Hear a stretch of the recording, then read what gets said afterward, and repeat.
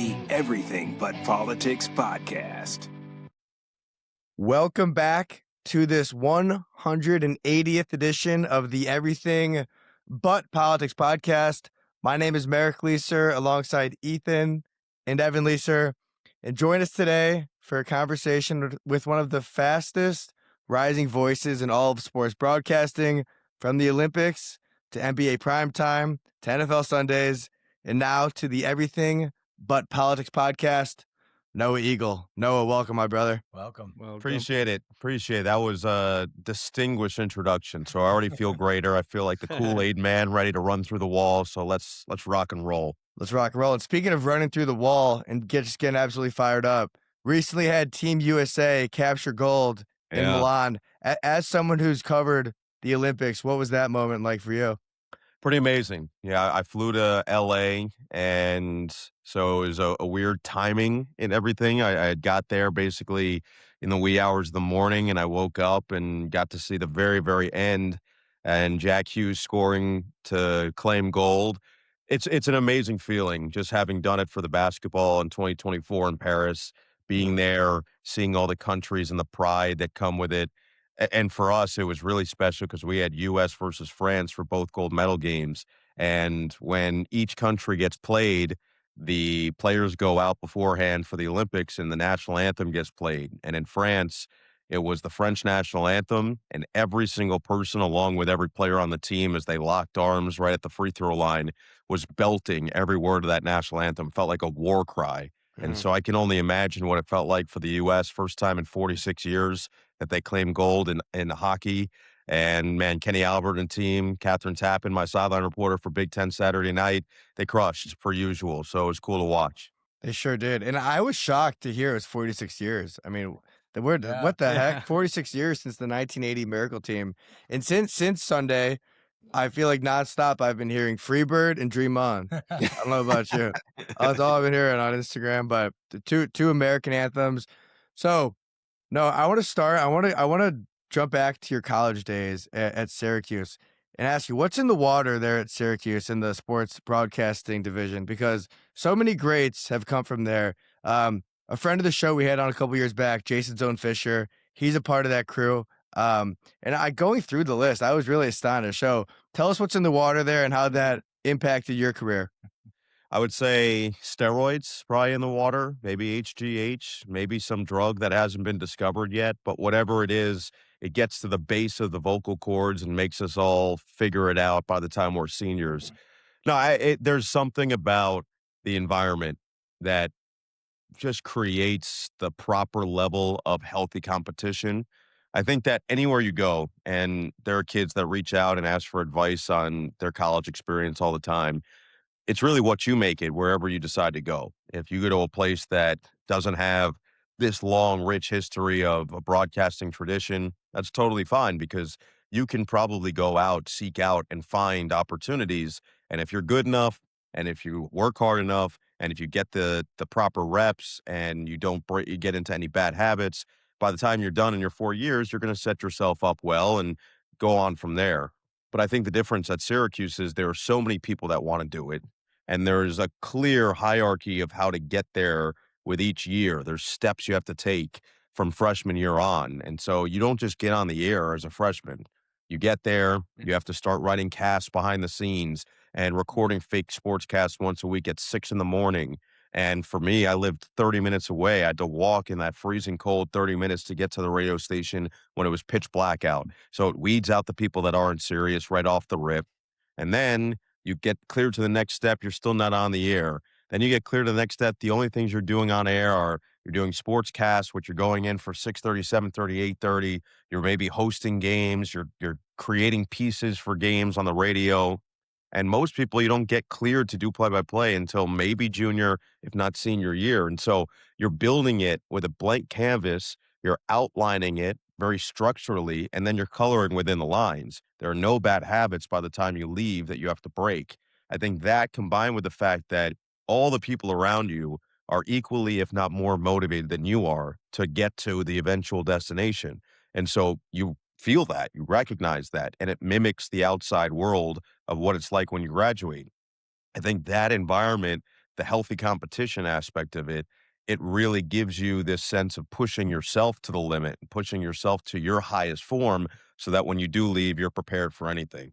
This episode of the Everything But Politics podcast is sponsored by Brick House Coffee Co. For all my dark coffee lovers out there, Brick House Coffee has got you covered. Their black is a rich, bold profile for those who enjoy a bold cup with notes of dark chocolate. Now back to the show.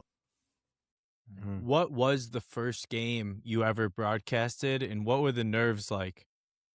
Yeah, the first game I ever broadcast was a high school football game, Baldwinsville High School. I don't even remember who they played, but it was Baldwinsville High School. And the whole summer before, I was doing fake tapes to get cleared. And, I grew up a long-suffering Jets fan. And the year before was Ryan Fitzpatrick and Brandon Marshall and Eric Decker and Chris Ivory and that team that nearly made the playoffs.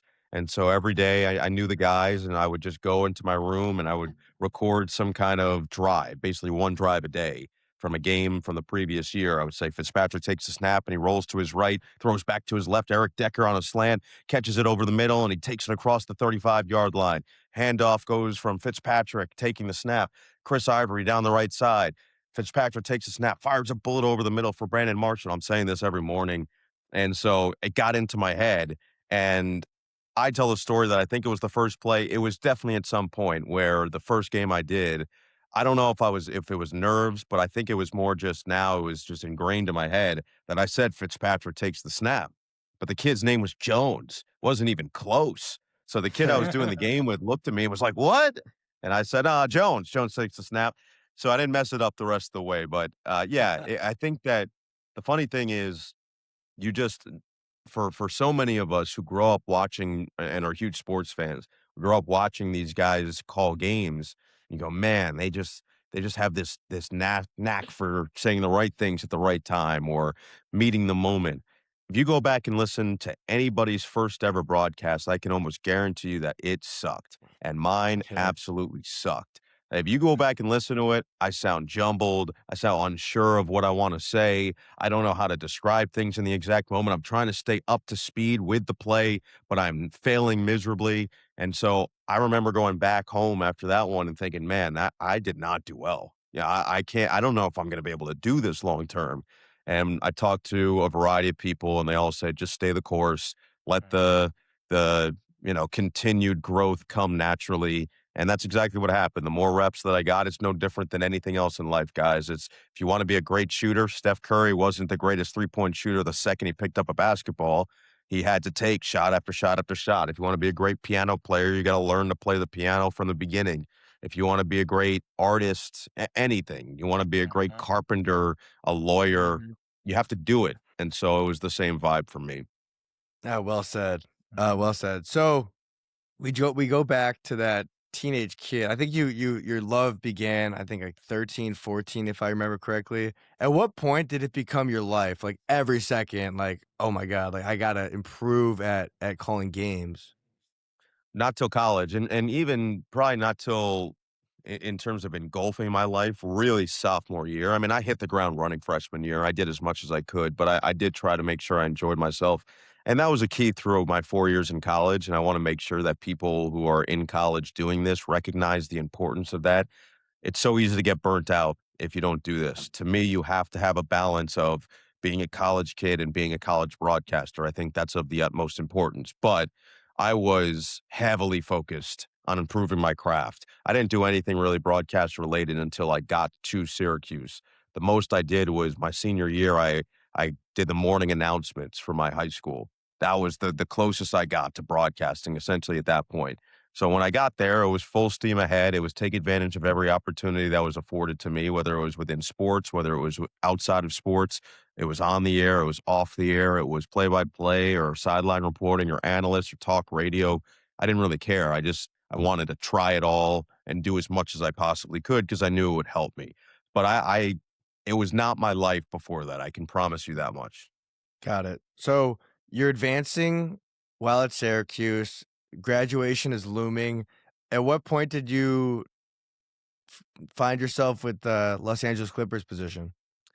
Yeah, so I think it was probably early February, maybe January. I think it was right in the beginning of second semester of my senior year.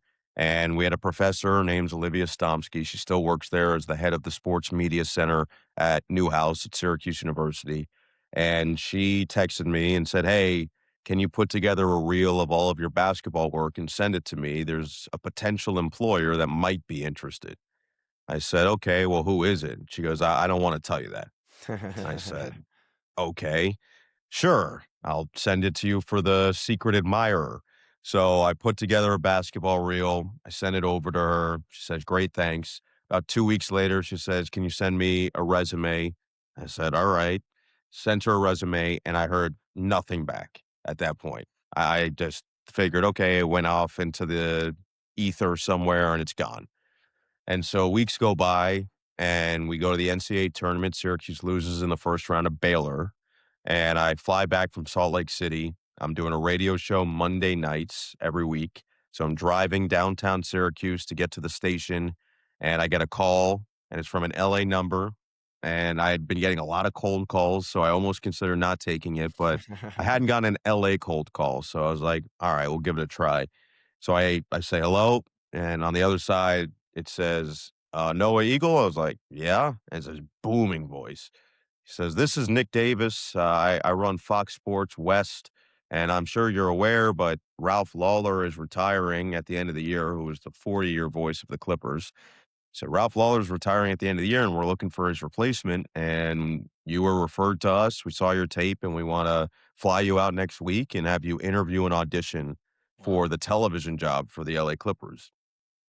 I thought I was being punked. I thought it was like one of my friends with a voice changer or something, or like my sister screwing with me.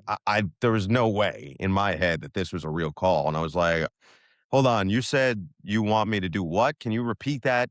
Like, I think I pulled the car over, and he repeated it. I was like, okay, sounds good. So email, we set everything up. I fly out the next week to LA, and I interview with the business side of the Clippers, and I auditioned directly after. So it was the business side of the Clippers and the television people that were from Fox Sports West, which is now was Bally's and is now FanDuel. Okay. So the regional network.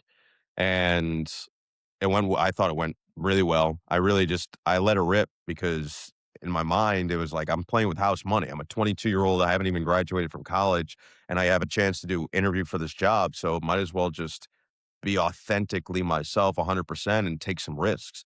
So that's what I did.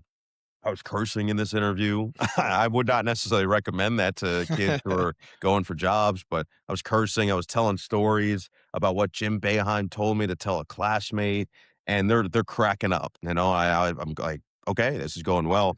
And so then I went and auditioned live with Corey Maggette. We called the game from the previous year. It was Clippers Celtics, crazy second half comeback by the Clippers right after the trade deadline. And after that, I took a red eye home back to Syracuse that night. And I got an email that said, "Steve Ballmer, the owner of the team, would like to meet you in Seattle next week." So same deal. Flew out to Seattle. I did a 90-minute meeting, one-on-one with Steve Ballmer. He sat on his foot the entire time, which I thought the entire time I'm sitting there, I'm like, his foot's going to forget asleep. That thing's dead. He's going to be walking like Kaiser Sose in Usual Suspects by the end of this thing. And for whatever reason, he was fine. Like, he got up and walked around like it was nothing. But we disagreed at one point in the meeting, and like I said, I was going to be authentically myself, so I didn't really just agree with him to agree with him. I went back at him. So at that point, I'm like, I'm not going to get this job. But I left and I said, "Mr. Ballmer, thank you for the opportunity. I want to let you know that if I get this job, the Clippers will become my life. I will make the Clippers my life." And he said, "Good to know." And went our separate ways. I wrote handwritten thank you notes to everybody that interviewed me. Took another red eye back to Syracuse, took my finals, graduated a couple weeks later, and literally the day after I drove home back to New Jersey, I got a call from the president of business operations at the Clippers, and she said, "We're moving our radio guy up to TV, but it's going to open the radio spot, and we really like you, and we want you to take it." And I was like, "Oh my God." She goes, "Take the weekend to decide." I was like, "Oh, Yeah, yeah, I could take the weekend, no problem. I'll call you back Sunday. But obviously, I knew what I was gonna do, and so I called her back on Sunday, said, "I'm in, I'm ready, let's do it," and moved across the country and Wow. did 4 great years there. What an incredible story, dude. No doubt. It was I cool. mean, I'm soon to be 26, and being 22 a couple days out of college, I can only imagine like the holy shit kind of feeling that you must have felt. Yeah. Yeah, I it was mean, wild. uh, It was wild. The crazy thing is I took the call from my childhood bedroom. That's I was in my childhood bedroom when they offered me the contract. They sent it over to me. I remember signing it in my dad's office. I have a photo of it. My parents were like, "Well, let's take a photo of you signing your first contract like an NBA player." I'm like, "Yeah, That's so okay, fun. let's do that." But it's cool. It's cool that I have all that stuff now. Yeah. totally. No Now doubt. that you've done multiple sports, do you prefer basketball or football? What sport do you prefer the most to announce? Basketball has always been my first love. That was the Okay. game that I fell in love with as a kid, and Mhm. despite being incredibly vertically challenged and maybe not athletically gifted, I played it as long as I could all the way through high school, and I love basketball, and NBA basketball in particular was always a huge passion of mine. I was the kid that knew the most absurd stuff and was having debates with people about NBA hierarchy in school and whether LeBron was going to win another title and whatever else. Like that was me. And so getting to do NBA basketball on a consistent basis, that was always the Yeah. dream. And I always, everybody has their dreams as a kid. For me, it was playing in the NBA. And so this is basically my version of getting to play in the NBA. So No this is doubt. amazing. So, what is your take then? Is LeBron James better than Michael Jordan? I think that it's an impossible question to answer. I think I finally came to that resolution of Yeah. you can say one thing because I could say that LeBron's the best all around player that we've ever seen, and he's going to have the stats to back that up. But then you can say, but Michael Jordan's greatness factor was Mhm. Mhm. greater. In Yeah, yeah, the yeah. biggest moments, he came through in the biggest ways, the iconic aspect, and so I just think it's all based on what you're looking for. I do think that the eras are incredibly different as well, and what's required out of the players is incredibly different. Mentality is vastly different. That is an edge for Jordan probably, but in terms of just sheer overall basketball player, it's hard to pick anybody other than LeBron and in everything that at his peak, I think of anywhere from like 2010 to 2018 he was a different force that we had never seen and maybe never will see again. And so it's an impossible question to answer. It's all preference. It's whatever you Mhm. decide to prefer. Yeah. Absolutely. Well, so no, let's get into behind the scenes. So we see you Saturday nights, doing Big Ten college football. We see you doing NBA. That's just what we see for the 3 hour stretch. But Mm. let's talk about like the 48 hours prior to that kickoff or tip off. What does the preparation look like behind the scenes? Really from let's give you a real life example. Saturday night, 7:30 p.m. kickoff. Let's go back to Thursday morning. What does that Thursday morning look like in leading up to Saturday evening? Yeah, football's a different beast altogether. Football will really start on Monday, Okay. where you got to get everything together. You get your whole team. I have these big boards that I have with me when I do a football game, and they're fully marked up. But that starts on Monday, where you're gathering all your information. Monday and Tuesday is kind of your information gather day, where you're going through press conferences, you're reading as many articles as possible, you're getting familiar with the teams, watching their previous games. And then Wednesday, usually we meet with the road teams on Zoom. So let's just, I'll take example of the games we had this year. One of the games that we did, maybe this is a bad example, but it would just mirror it. But we had Penn State, Oregon, the whiteout game Okay. was week 5 or 6. So Wednesday, we meet with Dan Lanning. We meet with Dante Moore, the quarterback. We usually meet one other offensive star and one defensive star. And then Todd Blackledge, our analyst, a lot of times he'll talk directly himself with the offensive and defensive coordinator. I might talk with the special teams coordinator. On Thursdays, we travel in to wherever we are. So that's continuing now. I type up all the notes that we got from all those coaches and players. And then I continue writing down on my charts and filling out those things for the actual game. Friday morning, we usually meet in person with the home team. So in that case, we went to Penn State's practice facility, or really their entire football facility. And there's a room in there. And at the time, we met with James Franklin, Drew Aller. With them, we meet with the offensive and defensive coordinator. So Andy Kotelnicki and Jim Knowles. We met with Katron Allen. Well, that was later in the season. But we met with a number of players. I maybe denied Dennis Sutton that day, who was an excellent player. And so same type of deal. You meet with usually 3 players, head coach, sometimes coordinators. And then after that, go back. I type up those notes. That night, we meet with our producer director, analyst Todd Blackledge, sideline reporter Catherine Tappan, and a couple others, and we do what we call an editorial meeting, which it's about an hour to an hour 15 of us just all talking about everything that we've got information-wise from the week. And so we talk about what we got in our meetings with the players and coaches, which we were all in, and what we liked, what we didn't like. We go through one at a time. Penn State offense, then Oregon defense, then Oregon offense, then Penn State defense. We talk about all the players and what stories we want to talk about with them. And then I finish writing my notes that night, wake up in the morning. Saturday morning, we do a production meeting with everybody where we show the entire group what tape and graphics we have. And so it's all the video elements that we have for the broadcast, the graphics that we have for the broadcast. We go through, make sure everybody's aware, all the promos that I'm going to have to read. And then I've got another 2 or 3 hours where I finish some more notes, get some food. I usually go to the gym, shower, get the suit on, go to the game about 3 hours before kickoff. And then it's just getting all my stuff organized before we get to kick. We do a rehearsal about 40 minutes before kickoff, about 6:50. And then we're on the air around 7:30, and we go from there, do it all over again. So that's for a football game. Basketball game, it's a little different. There's less players. College football game, there's 105 guys on the roster. True. For an NBA game, you've got 15. And so it's much more manageable to do it in shorter periods, but they also play multiple times a week. And so right now, my schedule for this week, I'll use an example. I had Sunday in LA. I had Celtics Lakers. Then I flew Monday to Cleveland. I had Knicks Cavs. Then tomorrow, we're recording this on a Wednesday. Tomorrow I have Nets Spurs. Friday I have Nets Celtics. And then I'll fly Sunday to Golden State. I have Clippers Warriors on Monday, Kings Suns on Tuesday, fly to Miami and do Nets Heat on Thursday.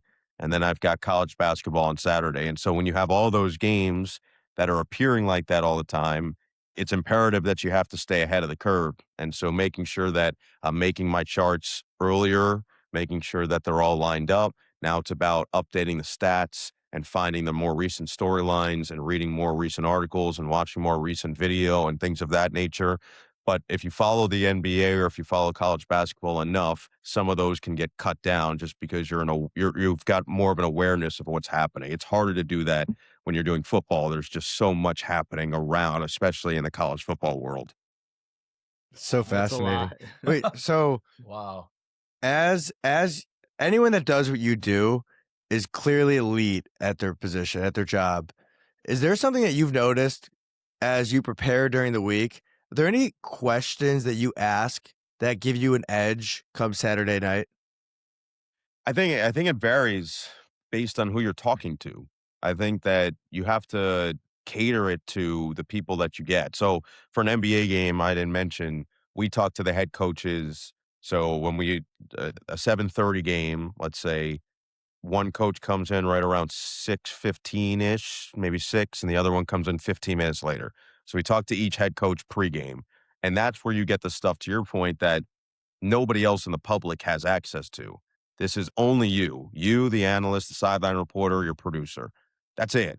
Nobody else has access to it. And so that's where you can separate yourself in terms of storytelling or whatever else. And then if you have relationships with players and you want to go and ask something to them or the officials, then it's the same type of deal. But I think you have to cater it to who you have. And so what I asked Joe Mazzulla is vastly different than what I asked Kenny Atkinson, or what I ask James Franklin is probably vastly different than what I asked Dan Lanning, because their personalities are different, their backgrounds are different, their own stories are different, their relationships are different. And so my big thing is, how can I find stuff that nobody else has really asked about yet this season. If it's late into the season, how can I go and find something they said 2 years ago that could maybe spur a better answer now? Yeah. That's what I try to do to try to separate myself. And it doesn't always work, but sometimes you get a gem. And primarily, are any of the questions asked personal questions, or you try to keep it focused on that given sport? Sometimes personal stuff, because sometimes personal stuff can help you tell a story in a good Exactly. way. But, for example, like the first preseason game I did this year was the Cavaliers and Milwaukee, maybe, or whoever they played. But it was a Cavaliers game. I was Cavs Bulls. And Kenny Atkinson, I watched during training camp, was wearing T-shirts with different guys' names and numbers on his team. So, like the players that he coaches, he was wearing their shirts to their practices. That's cool. And so I was like, why is he doing that? So when we got to talk to him, I said, what's the deal with the shirts? Why are you wearing that? And he told us this great story about how he went and he visited the Eagles the year before, and Nick Sirianni had been doing that. And he said, why are you doing this? And Nick Sirianni said, if they see that I am their biggest fan, then they know that they have the trust of the head coach. They know they have the trust of the organization, and all the way down from top to bottom. So I always want to make sure they're doing it, especially if a guy feels like he's struggling and he needs a boost. I do it. And so that was great because I saw he did it. Now I got a great answer as to why he does it, and we can use that on the air. Sometimes it is something personal. If I know that there's a great story about a coach or a player, I'm going to ask them about it. And a lot of times they give you a great answer, and sometimes they don't. And then there's another example where there was a wide receiver who was on UCLA whose aunt I was actually friends with. So I texted her and said, hey, what type of stuff can I ask this kid that might give us good answers? She gave me great stuff, and we got great stuff on the kid. And then we can showcase him and really spotlight him in a much greater way. So you try to find it any way you can. I love that. Very cool. Love that response. Noah, do you have a favorite game that you've done? It would be hard not to say the gold medal Olympic game, the U.S. and France in Paris. It's going to be hard to top, and that's men's and women's. Both of them were unbelievable. The men's Serbia game in the semifinals, they were down 17 points in the second half, come back against Nikola Jokic and that team. That one was special. But the gold medal game where Steph Curry hits 3 of the most insane threes to basically close it out that I've ever seen. I still have the photo framed of him doing this with me and Dwayne Wade in the background in my office right now. I mean, that's one of the more insane moments that I feel like I've been a part of. I've gotten to do some amazing games, though. I got to do the Super Bowl 2 years ago when it was Chiefs-Niners that went to overtime. I did that on Nickelodeon with SpongeBob and Patrick. I mean, that's like a childhood dream come true, right? I did the largest comeback in NFL history. That one will always be special. It was only my second ever non-slime related NFL TV broadcast. And I had done the Falcons Niners earlier in the year. And then this was like a week 17 game on NFL Network that Nate Burleson and I got to do. And it just turned out that the Vikings went down 33-zip and Kirk Cousins led a crazy comeback. So that one will always be special. Game 6, Clippers Jazz, second round, first time the Clippers ever go to the conference finals. They trailed by 25 in the third quarter of that game, and they come back and win it. So I've gotten really lucky to call some amazing ones. In college football, I've had already some all-timers. We had Notre Dame, Ohio State, which was literally basically a walk-off. Same type of deal with Notre Dame, Texas A&M this year. Oregon, Ohio State last year, where Will Howard slid down and time ran out. Oregon, Penn State this year, which was a walk-off in overtime. I mean, we've had some really good ones over the last couple of years, so we've been fortunate. And I got some great college basketball too. So yeah, it's hard to choose, but I think it's hard to top the Olympic ones. What's up, guys? One podcast, one song every week. Podcast on Mondays, music on Fridays. Check it out. No doubt. At what point in your career? Well, I guess we had to back up a little bit because your dad's a legendary broadcaster, so you grew up around it in some capacity. But at what point in your own professional career did you have to make the distinction between kind of being a fan and being like a coworker and a peer? Because I'm sure there was a point where one became the other. Yeah, I think that there was I actually remember it. So it's different when you work for a team, right? When I was working for the Clippers, you're kind of allowed to be a fan a little bit because that was what Steve Ballmer wanted. He wanted a fan. He wanted somebody who was into it. Now, that's what I disagreed with him on. I thought you got to be a professional, and I stuck to that. But I was definitely attached to the team emotionally early. That Yeah, first year, yeah. for sure, I was attached. And a lot of that second year, up until a certain point, I was attached. And it took until there were a couple losses in a row, and I realized it was impacting my mood outside of work. It was impacting how I was waking up and feeling. And I remember talking to my dad and my mom, for that matter, and my dad especially was like, "Look, I've done this for a long time. You have to separate yourself. Your broadcast, if you have a good broadcast, that's all that matters. The team can win or the team can lose, but you win. You just try to make sure that you win all the time."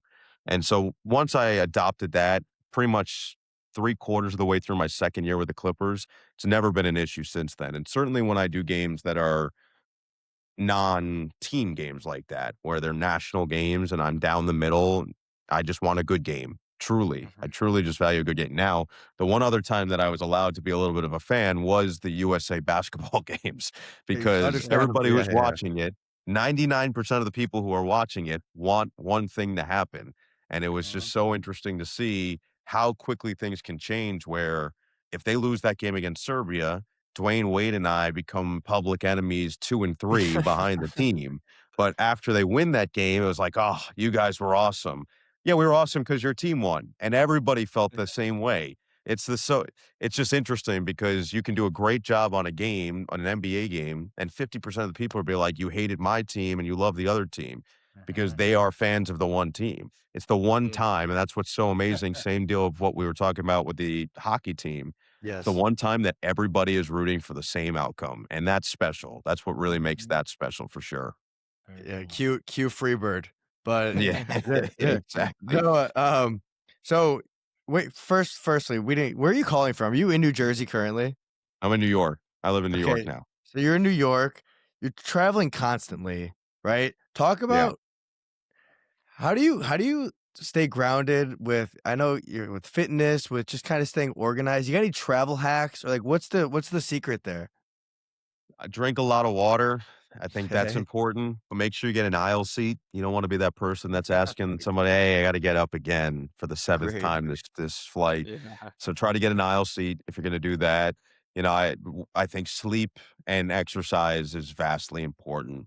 Both of those things are necessary if you're traveling a lot. And then just doing whatever you need to do in those little moments. When you're on the road, your diet is going to be all screwed up. You just have to accept a lot of that type of stuff. When I'm calling games, there are a lot of times where I don't eat dinner before a game, and now the game ends and it's 9:30 or 10, and I'm just like, whatever's available to me, I'll eat. And so it's Yeah. never something that's good for you. You just do it. You say, "I'll get through it and I'll balance it back out when I can on the back end." And then I have an off season where I really can balance things out. And so I think you just want to make sure that you got to do what you have to do to get through. That's the biggest Yeah. thing in this world. When you have games constantly, and you just got to make sure you're sleeping enough and you're exercising at some point. If you do those two things, everything kind of takes care of itself. I take a ton of vitamins. I don't know if they work or not, but in my head they do, and so I keep taking them. And Yes. I think the rest is just free will and hoping for the best. Well, so in addition to that, I see behind you, you got a quite the book collection, and I would imagine on Yeah. these planes, a lot of those get read. What's the current read? Yeah, so this was actually my birthday is in December, and my mom said, "You gotta stop bringing all your books on the road." So she got me a Kindle now. Ah, look at So I'm that. currently I'm actually currently reading, I've read this morning some of the Al Michaels autobiography. I figured that I should Very cool. probably I had just finished up with a bunch of fiction books. So I was like, I'll go back to a nonfiction of some kind. And I always like to hear about other broadcasters' experience. So your Kindle tells you exactly how far you get on each book. I am 50% through, and it's pretty interesting hearing about. I just got done actually with him talking about that 1980 Miracle on Ice game. And so it was very timely. Yeah. Have you gotten the chance to meet and speak with Al Michaels? I don't he's one of the few guys that I haven't. A lot of the others, Bob Costas and Marv Albert and Sean McDonough and Joe Buck and you name it, I think Al's one of the few that I really haven't had the chance to interact with a ton. Got it. Okay. So this leads me to my next thing. So 2 past guests of the show. One is Joe Buck. The other is Valerie Morehouse. So not sure if you know who Valerie Morehouse is. She is a vocal coach, works with a lot of, what would you say, pop stars, Sam singers. Smith, Yeah. Rodrigo. Yeah, those types. She worked with did you read Joe Buck's Lucky Bastard? I did read that, yes. So you know about the hair plugs in his voice, what happened do. there. So post that, he began working with Valerie Morehouse. We discovered Valerie through Joe, through his book, and had her on shortly after. So the Valerie Morehouse thing is fascinating with understanding your voice and like head voice, chest voice. She calls it SPA, which is sound producing anatomy. As someone that their career is off their voice, how conscious are you of what comes out of your mouth, whether it's from your head, your chest, something else? Like what is that thought process for you as you do this for a career? Yeah, very, very aware and probably hyper aware, making sure that on certain days that I'm only putting certain things in my body that won't produce negative agents for stuff. I also worked with a vocal coach right when I graduated college. That was the one thing my dad said, hey, it might be a good idea as you're about to start this new position. You're going to be on the radio doing games by yourself. I didn't have an analyst when I was with the Clippers. So that's 82 games plus preseason plus postseason solo. That's a lot of talking over the course of however many months. I had never done that before. He said, I think it just might be smart to learn how to maximize, how to properly warm up and do whatever else your voice. You know, his mom was a singer, and so she taught him all this stuff. She passed when he was in college, so I never learned it from her. And he tried to teach me her methods, but what he was saying made no sense. He was like, you got to go above your vocal cords. I go, what does that mean? He goes, you'll just know. I go, no, that makes no sense. You're just saying things now and expecting that I'm going to get it. And so I went to a vocal coach in Jersey, and she taught me a lot of that type of stuff in the more technical sense. So after that, then you form your own methods of doing it. So I started by doing those very technical vocal warm-ups for years, and now I do it a different way, where the one thing she had taught me is arguably the best way to warm your voice up is humming. And if you hum something that goes like this, you get every octave covered. And so I found a song that I thought was a good message and has the dips and valleys and everything that will get my voice in the right spot. Then I'll do maybe some kind of a tongue twister or something after that. And then I realized earlier this year, early football season, it had been happening a little bit the previous year, and then football season this year early, where I didn't realize I was doing this, but there were moments where my voice, it wasn't cracking, but it got close. And I'm like, why is that happening? And so I talked to my dad, and he goes, do you think you're over hydrating? Because as I said, I drink a lot of water. And turns out I was over hydrating. And so what that actually does, it actually can dry you out because now you're almost requiring more. And so what I started doing, it's not a great name, but it's an effective product. There's this tea called Throat Coat. Yeah. It's not a great name. Pause. But it's this tea, and it's meant essentially for that. And you'd put a little honey in it, and I'll drink one of those before the game. Then I'll make one for the first half of the game that I'm doing, and I'll just gradually sip it throughout. And then I'll make a second one for the second half of the game that I'm doing and gradually sip throughout. Yeah. And it just keeps me at a good level. The warm water is good, and then you're good from there. And now you can cook a little bit. So yeah, it's everybody's got their own process of doing it. I know others have a process. Ryan Rucco's got this whole warm up and then cool down and in between. I just know what works for me right now, and I'm sure it'll evolve in a couple of years as well. What is your warm-up song that you mentioned? My warm-up song is Rather Be, which is a banger. Banger. Little Jess Glynn and Clean Bandit. Absolutely Yeah. banger. That's No great. place I'd rather be. Exactly. And I see that's how I feel when I call a game. So I just Yeah. want to get in the I mindset. love that. It's a good energy. So something you said, so the throat coat that you take, the obviously liquid, what is the bathroom situation like in the booth? Yeah, college football is not great. There's very few that there is a bathroom in the booth. Only a couple of them, very, very few handful. NFL, almost all of them have. And then basketball, you got to walk somewhere, but it's somewhat close by. Basketball, it's better because it's not as long. The half in football can be really long, especially before they instilled the newer rule, which is the clock doesn't stop until the last 2 minutes of every half. And so when I was doing college football then, there would be halves where it would keep going, and I was dying, Yeah, dude. dying. And so I always say a lot of people live by the phrase mind over matter, but I live by mind over bladder.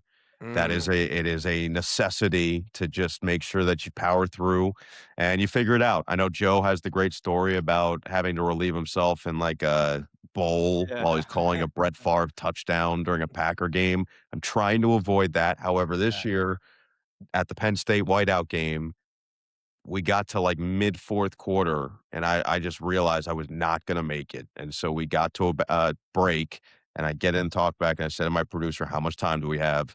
And he goes, you've got 250. I go, I'll be back. He goes, what? And I threw the headset down and I sprinted down the hall. I went to the bathroom and I got back and I go, how much time do we have left? And he goes, 120. Go record. wow. That's got to be a record. Yeah. Record time. I don't know. And thank God I did it because that game went into double overtime. Oh man. No doubt. Wow. Yeah, dude, that's no joke. There's points when you like P proms where you'd like be willing to pay a lot of money to get that done. So I completely understand. I've been there. You mentioned Joe Buck again. We love Joe Buck. He's one of the greats. You made a comment. I'm not sure where it was, but when Joe Buck is commentating, you just know and feel it's a big game. What's the impact Joe Buck's had on your career? Well, a lot. I think he's helped to pave the way for a lot of the other sons and daughters of broadcasters that want to get into this because of the success that he's had and how good he is at it. It's not just, hey, he's done all these great games. It's he's raised the level of all these great games. And we're going to get to see it again at the highest level with the Super Bowl next year, which I look forward to. I think it's exactly that, where what I try to take from him is how can I make the moment what it is without overdoing it or underdoing it. Like there's a tone that you have to hit. And I think what he's done a great job of is he's never oversold anything, but you want to make sure you don't undersell either. And he's found that tone over the years. And I think he would tell you, and he's very publicly said that it took him time to get to that point, but now he's at that point and it's consistent. Every time you turn on the TV, he's going to be prepared. He's going to bring a moments of levity in the broadcast, which I think is important. He's got great chemistry with Troy. So you just feel that comfort level. And I think that's what you want to get to on the big games where people turn something on, whether it is a Super Bowl or in his case, Monday Night Football or when he was doing the World Series. People turn it on and they just go, okay, cool. This is what I expect. This is normal. That's what everybody wants to get to in this world. Yeah, for sure. Well said. And for Joe, like you guys are at similar, I feel, timelines with how things have happened for you, right? You're not even 30 yet. He had a lot happen in his 20s as well. So I would imagine for you, he's definitely served as a major inspiration and even mentor. Definitely. Absolutely. It's to your point, there's a reason I read his book. I read his book when it came out and I was still in college because I wanted to see from his perspective how he felt about everything and how much I could take about my own experience. And there were certainly parallels that I appreciated him being willing to share with the public. And he's been great. He's always offered anything that I need and he's one text or one call away. So I appreciate that. Absolutely. And what was the point in your broadcasting career where you kind of felt maybe you made the mistake that you kind of just let the game play out and let the game do the talking and almost understanding that less is more? Yeah, I think that you get that more and more. The best training that I had was doing radio for the Clippers alone because it taught me how to think in every position. But sometimes now that gets me into trouble where because I had to be my own analyst, I go into almost like analyst mode when I'm doing a game when I have someone who's much more capable of doing that sitting right next to me. So I think that it's important to always remind yourself of those types of things. But it took a little bit of time to truly get the right balance and know how to strike the right balance between trying to punch, trying to deliver your big line, trying to say the right thing in the right moment, but also understanding that everybody at home just wants to enjoy and take in the scene the same way you are. And once I got to that point, I feel like now I've gotten to that right balance. But look, you're never a finished product. You can always improve in some way, shape, or form. I had a moment after, because like I said, the balance. So when I first started, I wasn't doing enough of laying out. And then I got to a point where I was doing too much laying out. And I remember I had what I thought was this incredible scene. And I went back and watched the game and I was like, it wasn't as great as I thought it was. And so recognizing those moments, that becomes important. Yeah. So that's something so important you just said, and this is something I've been waiting for the right time to ask you. So when it comes to like getting better at your craft and going back and listening to yourself, whether anyone, whether it's in a sales position, whether it's us going back and listening to this podcast, like I just said and I heard myself say it, and when I listen back, I'll be like, dude, Merrick. But when you listen back to yourself, and this being 180 for us, when you've done hundreds, probably thousands at this point of games, that's got to be tough. Still listening back, hearing yourself make the mistakes. Do you still listen back frequently to all these games you do? Yeah. First thing I'll say is the reason that I don't say a ton of I give a lot of credit to my dad on that one because when my sister and I were growing up, anytime we would say he would tell us to stop and restart the sentence. He basically shamed it out of us, which clearly worked out in the long run, but it was annoying as hell when I was That's a great. kid. Yeah, I like that It was terrible as a kid, but I appreciate it now. The second part of that is yes, what I've learned over the years is when I first started doing this, I would call a game and then maybe that night or the next morning or the next night, I would watch the thing back. And I would say, okay, this. And then what I realized, and my dad helped me realize, was it was too fresh in my head. I knew exactly why I said things the way that I did or how I said things the way that I did. And so I needed to remove it a little bit more. So now what I do is I'll call a game and then maybe I'll watch some of the highlights back to hear, okay, am I hitting the big moments? What do I need to do to change the next time I do a game? How can I change this in the big moment? I'll watch for that, but I won't watch a full game back until many months later so that I don't have that fresh take on why I did certain things. Now I have more of what an audience's perspective is like of, okay, that sounded weird. Let me remember that for next time and I'm not going to do that. It's helped me way more by doing that than just doing the immediate watch for sure. As a sports broadcaster, is it possible to be over prepared? No. No. No, you can have too many notes in front of you, and now you don't know where to go. But you can never over prepare. I do think that there is a time to stop, but no, you can't be over prepared. The way I describe preparing for a game, it's like studying for an exam, where you can study all you want. You try to get everything as much information in there as possible, but you get to bring your cheat sheet with you to the exam. So you're cramming for a final every single time you do a game, and you just have to have the information in front of you. So if you're going to have your cheat sheet, you better know where that information is, or it better be up here. Because if you're calling a basketball game, you just don't have time to look down at your paper. You're going to miss a huge highlight. If you're calling a hockey game, you don't have time to look down at your sheet. You're going to miss where the puck is. If you're calling a lacrosse game, you don't have time. And so you better know where everything is if you're going to look down. Well said. And outside of sports and reading, do you have a favorite hobby that isn't sports and reading? I love movies. I love going to the movies still. I would go to the movies every day if I could. So I don't have time to do that as much anymore during the seasons, but I try to go as much as I possibly can. And I look forward to Project Hail Mary next, which is a book that I also read and has already gotten some really good reviews on the advanced screenings with Ryan Gosling starring. So that's next on the list. Awesome. So going back to football, when you're in the booth and calling a game, are you physically, when like mid call, are you looking at the field or are you looking at a small screen in front of you? You look at both.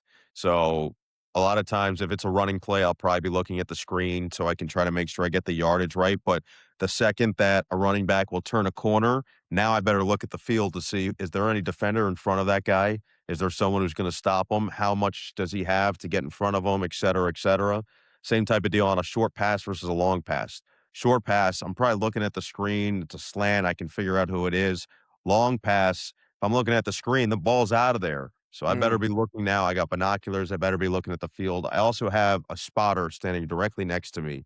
So whatever's happening on the field, he's got eyes everywhere. He's pointing at my chart. Who made the catch? Who made the tackle? Interception, forced fumble, fumble recovery, sack, et cetera, et cetera, et cetera. Pointing things before the play. He can also talk to me. So he might points and say, this guy's in motion, or he'll point and say, this guy just got hurt, went off to the sideline. Because in football, you're very specifically looking at the ball. You miss the nuance. So that's what that guy's for. So let me give you a hypothetical then. So let's say it's the fourth quarter. Got 4 seconds left on the clock. The visiting team is down 4 in the red zone. Final play of the game. Are your eyes on the field or on the screen? Screen. They're on the 4-yard line. Screen. Yeah. Screen. I can see everything on the screen. I'm going to get a much better look at the screen than I am going to get on the field. Now, are they on? If they're on the 50-yard line, is the screen the same as the TV time wise? Yes. Okay. Yes. It's everything. Everything's live. The screen is the same exact timing wise as what's happening on the field for me. Exact. Okay. Now, if the production team is remote, then it's delayed. Then I have no choice. I have to look at the field. So before I got to NBC, our production team at Fox did not travel with us. So our screen was anywhere from 3 to 6 seconds delayed. So I couldn't look at that. I had to look at the field, and I called every game directly off the field, which is fine. And it was better to learn that way, but it's much better to go 50-50 and find some kind of a blend. Plus, when I'm looking at the screen, it's better because now if the director goes and takes a shot, I know what I should be talking about to make sure I'm matching my words with what the people are seeing. I mean, this is that behind the scenes detail that this is what we needed today. Because how would we ever know this? I've never been in a booth. So appreciate the insight there. No, I'd love to conclude this fastest 50 minutes of my life with a rapid fire here. Okay. Let me know when you're ready, and we'll fire this thing off. Oh no, I'm always rapid, and I'm ready to set it on fire. So let's do it. Hardest name you've ever had to pronounce on air? Well, that one's hard because the second game I ever did as a Clippers broadcaster, it was a preseason game against the Shanghai Sharks. So there's probably 4 or 5 from that team that I could go with. There's also like 4 or 5 from the Greek national team basketball that I could go with. Heron-Popoulos was one of them. Toliopoulos was another one. There's a long list there. Favorite NBA arena to call a game in? San Antonio or Oklahoma City have the best energy. So we'll go with those 2. All right, just a quick sidebar. When you're working a game in an arena like that, do you have access to the facility to work out and do your thing? No, absolutely not. But we go and Absolutely not. stay in nice hotels, so I'm not going to complain fine. about that one second. Okay. Favorite NFL arena to call a game in? Minnesota, US Bank Stadium. Biggest adrenaline rush moment you've had on air? For sure the gold medal game. Actually, probably the semifinal, US-Serbia, down 17 comeback. Yeah. That's pretty legendary. Personal challenge that you want to take on in your life? That was tough. Personal challenge. I'd like to grow 3 inches. That'd be nice. Okay. We'll take that. We'll take that one. Favorite musician? Anderson .Paak. Most nervous you've been as an announcer? I don't really know if I feel like I've ever been fully nervous. Probably when I was in college. But ever since, you go back to the preparation thing, I just always feel like if you feel prepared for a broadcast, you won't go in with any nerves. Yep. Favorite city in the United States? New York. Yeah, I get that. And final one, best college town that's not Syracuse? Best college town that's not Syracuse. Bloomington's pretty good. Yep. Yep. I like Bloomington. But then, like, there's big cities. We'll go with Bloomington just because I got to stay in the Big Ten. Ann Arbor, Bloomington, Columbus. They're all good. Beautiful. So I'll go with Bloomington. Shout out to our production manager, Craig. That's for him. Shout out Craig. And like I said, we're in the Hoosier State. Yep, we're Ethan and Evan Hoosier. are alum from There you IU, go. as is our There you go. father. Congratulations to you guys. I love Kurt Signetti. I would take Have a bullet for that man. Have you worked and interviewed Coach Signetti? Oh, yeah. Oh, yeah. What's his energy like? He's electric. He's an absolute legend. It was Yeah. one of the great production meetings I've ever had. I do think that he likes our crew at least a little bit, so that helps us. And we go in there, we've established at least some credibility and trust with him, which certainly helps. But they provided us, the communications team there provided us with ribs from a local establishment that they have some kind of partnership with. And so when Coach Signetti came in for our meeting, I go, "Coach, you want a rib?" And he goes, "I'm okay. I just have my Chipotle." And I go, "Oh, yeah? You like Chipotle?" He goes, "I have it every day." And I go, Yeah. "Really?" And this was before it became a national Yeah. thing that he had Chipotle all the time. So we found out his exact order, and then he proceeded to tell us 3 all-time stories about a kid when he was a kid and his dad was coaching, and it was awesome. So I'm all in on him. Oh, well, as are we. Love it. And Noah, we're all in on you being a part of the Everything But Politics community. Thanks so much for taking the time. And for those listening, want to keep up with you, your career, what's the best way for them to do that? Watch NBC as much as you possibly can, or Peacock or NBC Sports Network. I'm a company man. So you There watch you us wherever we are. We've got a lot of NBA down the stretch coming up, and we'll have a ton during the NBA playoffs. So if you're an NBA fan, you are most certainly in luck. Awesome. Well, episode 180, Noah Eagle. Thanks so much, my friend.